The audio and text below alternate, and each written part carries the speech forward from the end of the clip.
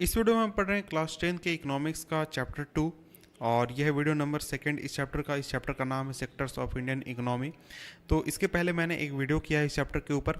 तो अगर आपने उस वीडियो को नहीं देखा तो नीचे डिस्क्रिप्शन में लिंक है जहां से आप उस वीडियो को देख सकते हैं। और उस वीडियो को देखना इसलिए ज़रूरी है क्योंकि इस वीडियो में आधा टॉपिक से मैं शुरू कर रहा हूँ। यहाँ तक मैंने लास्ट वीडियो में छोड़ा था और इसके बाद मैं यहाँ से शुरू करूँगा। तो आइए हम आगे बढ़ते हैं और पढ़ते हैं इस टॉपिक को।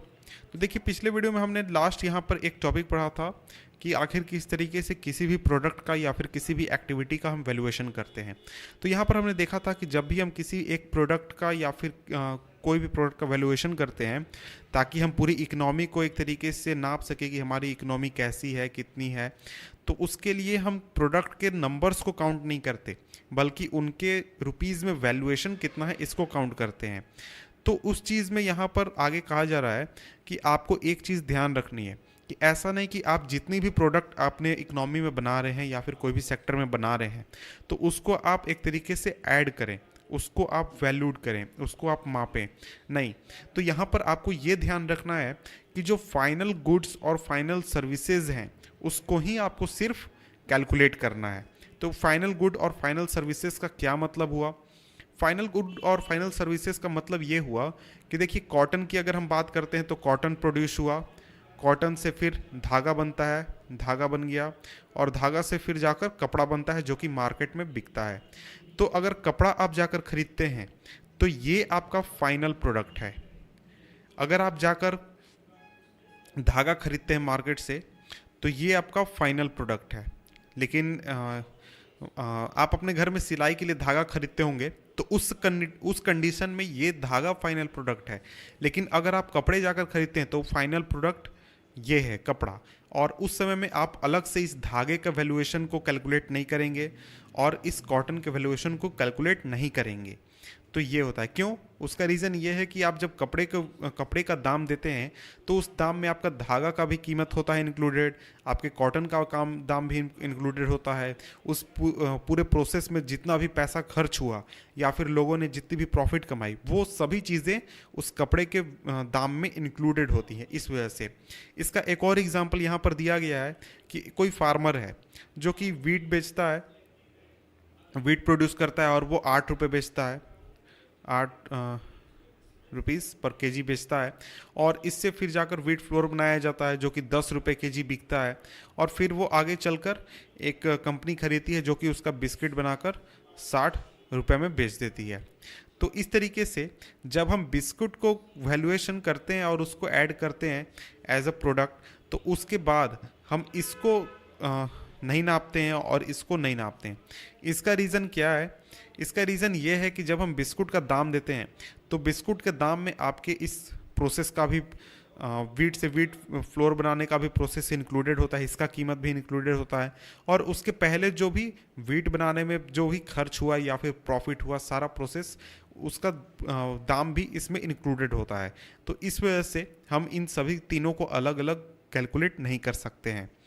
तो देखिए, जो बिस्कुट कंपनी है जो फ्लोर यूज़ करती है या फिर शुगर, ऑयल, जितनी भी चीज़ें वो यूज़ करती है अपने प्रोसेस में, उन सभी का जो दाम है इस बिस्किट के दाम में इंक्लूडेड होता है। तो ऐसा तो नहीं है कि अगर कोई कंपनी जो है वो बिस्किट बना रही है तो सिर्फ उसमें आटे का यूज़ करेगी। उसके अलावा बहुत चीज़ें यूज़ करती है, जैसे तेल यूज़ करती है, बिजली यूज़ करती है और भी चीज़ें यूज़ करती है। तो उन सभी चीज़ों को अलग से इकोनॉमी में ऐड नहीं किया जाता है। केवल फाइनल प्रोडक्ट जो निकलता है, फाइनल प्रोडक्ट, उसी को ऐड किया जाता है और उसी के हिसाब से वैल्यूएशन होता है। तो यहाँ पर वही बताया गया कि फाइनल गुड्स और सर्विसेज को क्यों काउंट किया जाता है। उसका रीज़न यह है कि जो सभी चीज़ें उसके पहले प्रोसेस में यूज़ की गई हैं उनका जो वैल्यू है वो पहले ही से इंक्लूडेड है उन सभी चीज़ों में और इसी वजह से हम उसको ऐड नहीं करते हैं। तो इसके बाद अब हम यहाँ से पढ़ते हैं क्योंकि इस पूरे प्रोसेस को हमने सिंपली समझ लिया। तो देखिए, यहाँ पर लिखा गया the value of final goods and services produced in each sector during a particular year provides the total production of the sector for that year। तो देखिए, जो वैल्यू है, जो भी फाइनल प्रोडक्ट या फिर गुड्स और सर्विसेज प्रोड्यूस किए गए किसी एक खास सेक्टर द्वारा एक खास ईयर में, वो उसके सेक्टर के टोटल प्रोडक्शन को बताते हैं। और जो टोटल प्रोडक्शन का एडिशन है तीनों सेक्टर्स का, उसको मिलाकर हम कहते हैं क्या, जीडीपी, ग्रोस डोमेस्टिक प्रोडक्ट। यानी जो हमारा प्राइमरी सेक्टर है, हमारा जो सेकेंडरी सेक्टर है और जो हमारा टर्शियरी सेक्टर है, इसमें कितना फाइनल प्रोडक्ट बना, इसमें कितना फाइनल प्रोडक्ट बना और इसमें कितना फाइनल प्रोडक्ट बना, इन तीनों को जब हम ऐड कर देते हैं तो हमें एक आंकड़ा मिलता है जिसे कि हम जीडीपी कहते हैं, यानी ग्रोस डोमेस्टिक प्रोडक्ट। तो आखिर ये जीडीपी होता क्या है? जीडीपी कहने का मतलब, जीडीपी से ये मतलब है कि एक देश में एक साल के अंदर कितनी मात्रा की, कितनी कीमत की कोई भी वस्तुएं बनी हैं। फॉर एग्जांपल, हमारे देश में अगर कंप्यूटर बनता है तो कंप्यूटर का कीमत हम जोड़ देंगे, कंप्यूटर प्लस अगर हमारे देश में बिस्किट बनता है तो बिस्किट का कीमत जोड़ देंगे प्लस, और उसमें अगर हमारा कपड़ा बनता है तो कपड़ा का क्लोथ का कीमत जोड़ देंगे प्लस, और प्लस जितनी भी सारी चीज़ें हमारे देश में बनी हैं सभी को हम जोड़ देंगे। फाइनल प्रोडक्ट यहाँ पर बात हो रही है, रॉ मटेरियल की यहाँ पर बात नहीं हो रही है। जो भी फाइनल प्रोडक्ट हमने यूज़ किया है, मेरा मतलब है बना है हमारे देश में, उनको जब हम ऐड कर देते हैं तो हमें एक आंकड़ा मिलता है जिसे हम जीडीपी कहते हैं। तो आप हमेशा न्यूज़ में सुनते होंगे कि इस देश का जीडीपी इतना % बढ़ा, इस देश का जीडीपी इतना % बढ़ा। तो जीडीपी यही है कि हमारे देश में जितनी भी चीज़ें बनी उन चीज़ों का कीमत कितना था। तो उसी तरीके से आप देखेंगे तो चाइना में बहुत बड़ा है जीडीपी इंडिया से, क्योंकि वहाँ पर जो चीज़ें बनती है वो उन सभी चीज़ों का जोड़ का जो आंकड़ा है वो इंडिया के मुकाबले बहुत ही ज़्यादा है, उनकी कीमत का आंकड़ा वो इंडिया के मुकाबले बहुत ज़्यादा है। तो देखिए इंडिया में जो ये पूरा प्रोसेस है काउंट करने का, जीडीपी काउंट करने का, या फिर कौन सेक्टर, किस सेक्टर में कितना प्रोडक्शन हो रहा है, कितने लोग काम कर रहे हैं, इन सभी चीज़ों का काम किसका है? सेंट्रल गवर्नमेंट के मिनिस्ट्री करती है, सेंट्रल गवर्नमेंट मिनिस्ट्री। तो ये जो मिनिस्ट्री है ये दूसरे गवर्नमेंट डिपार्टमेंट्स के हेल्प से सभी इंडियन स्टेट्स और सभी यूनियन टेरिटरीज़ में ये एक तरीके से सर्वे करती है, कैलकुलेशन करती है, और सभी फिर अंतिम में जाकर हमें गुड्स और सर्विसेज और उनके प्राइसेस को बताती है, और उसके बाद हमें जीडीपी का आंकड़ा देती है। तो इसके बाद एक और टॉपिक इसी में हम पढ़ने वाले हैं। इस टॉपिक का नाम है हिस्टोरिकल चेंज इन सेक्टर्स, यानी इतिहास में जो सेक्टर्स हैं उनमें क्या चेंजेस आया है पहले। तो देखिए यहाँ पर सबसे पहले नोट करने वाली बात है कि बहुत सारे जो डेवलप्ड कंट्री आज हम कहते हैं उनके अगर हिस्ट्री की बात करें तो शुरुआती दिनों में वो जो डेवलपमेंट का प्रोसेस वहाँ पर चल रहा था, तो उस समय में जो प्राइमरी सेक्टर था वो सबसे इम्पॉर्टेंट सेक्टर इकोनॉमी का हुआ करता था। तो आज के अगर आप 20-30 साल पहले के इंडिया को देखें तो आज के 30 साल पहले इंडिया में भी जो एक तरीके से लीडिंग सेक्टर होता था, मोस्ट डोमिनेंट सेक्टर होता था, वो प्राइमरी सेक्टर होता था।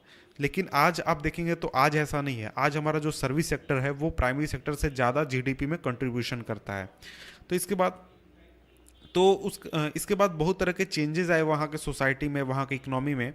तो उसका रीज़न ये था कि देखिए फार्मिंग में जो चेंजेस आए और एग्रीकल्चर सेक्टर जो था वो ज़्यादा पैसे कमाने लगा, ज़्यादा लोग रिच होने लगे, लोगों को ज़्यादा अच्छा मुनाफा होने लगा। तो इसकी वजह से बहुत सारे लोग जो थे वो अब दूसरी एक्टिविटीज़ में इन्वॉल्व होने लगे, क्योंकि उनके पास पैसे थे और वहाँ पर एक तरीके से बहुत बड़ी संख्या में फूड भी प्रोड्यूस हो रहा था, बहुत चीज़ें हो रही थी। तो अब लोग दूसरी एक्टिविटीज़ में इन्वॉल्व होने लगे, और इस वजह से दूसरे जो क्राफ्ट्स पर्सन्स थे या फिर ट्रेडर्स थे उस रूप में काम करने लगे। क्योंकि आप देखेंगे कि अगर आप कहीं पे कुछ चीज़ें प्रोड्यूस हो रही हैं तो उस प्रोड्यूस चीज़ों को एक तरीके से ट्रेड भी करना होता है, कि कहीं जाकर उनको बेचना होता है, उसके लिए मार्केट देखना होता है। तो उन चीज़ों में लोग जाकर इन्वॉल्व होने लगे। इसके अलावा ट्रांसपोर्टर्स के रूप में काम करने लगे, दूसरी एक्टिविटीज़ में जाकर वो काम करने लगे प्राइमरी सेक्टर के अलावा, यानी प्रोडक्शन के अलावा। इसके अलावा लोग आर्मी में जाने लगे, एडमिनिस्ट्रेटरशिप में जाने लगे। इस तरीके से बहुत सारी दूसरी एक्टिविटीज़ में जाने लगे जो कि प्राइमरी सेक्टर से रिलेटेड नहीं थी। और इसके बाद इस स्टेज तक, यानी इस समय तक जो चेंज हो रहा था उसमें जो ज़्यादातर जो गुड्स प्रोड्यूस किए जा रहे थे वो नेचुरल प्रोडक्ट्स थे, और ये मेनली प्राइमरी सेक्टर से आते थे, और बहुत बड़ी संख्या में लोग जो थे वो इसी सेक्टर में एम्प्लॉयड थे। यानी कि अभी हम जैसे देखते हैं इंडिया में, आप देखिएगा तो इंडिया में जो प्राइमरी सेक्टर है उसमें अभी जो लोग हैं वो सबसे ज़्यादा एम्प्लॉयड प्राइमरी सेक्टर में है। उसी तरीके से वहाँ पर भी वही स्थिति थी। और कुछ सालों बाद, करीब 100 सालों बाद, तो जब मैन्युफैक्चरिंग का नए मेथड आने लगे, यानी जो इंडस्ट्रियलाइजेशन होने लगा और भी चीज़ें होने लगी, तो फैक्ट्रियाँ आ गई और एक तरीके से वो एक्सपेंड होने लगी।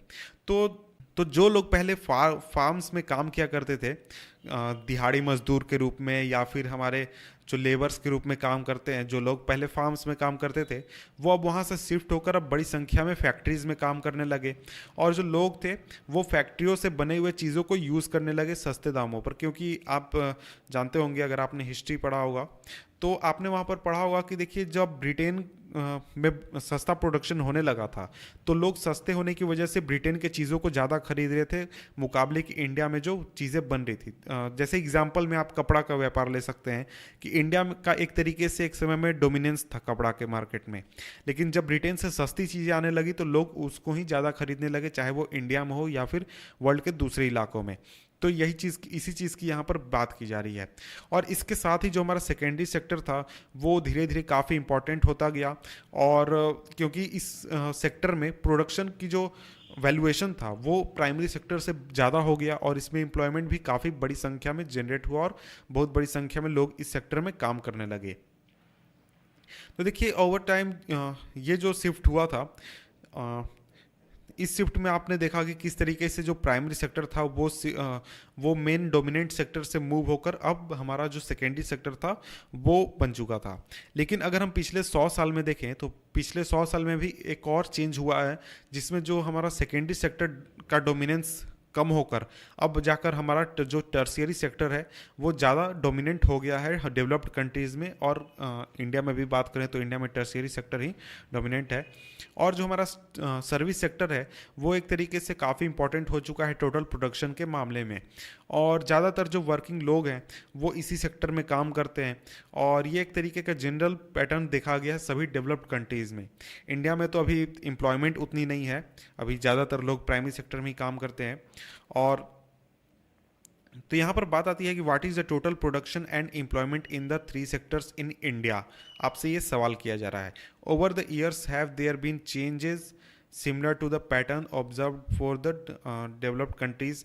क्या इंडिया में इसी तरीके के चेंजेस हुए हैं जैसा कि हमने डेवलप्ड कंट्रीज़ में ऑब्जर्व किया? इस चीज़ को हम नेक्स्ट सेक्शन में देखने वाले हैं। तो इस चीज़ को यहाँ पर आगे नेक्स्ट सेक्शन में हम देखेंगे।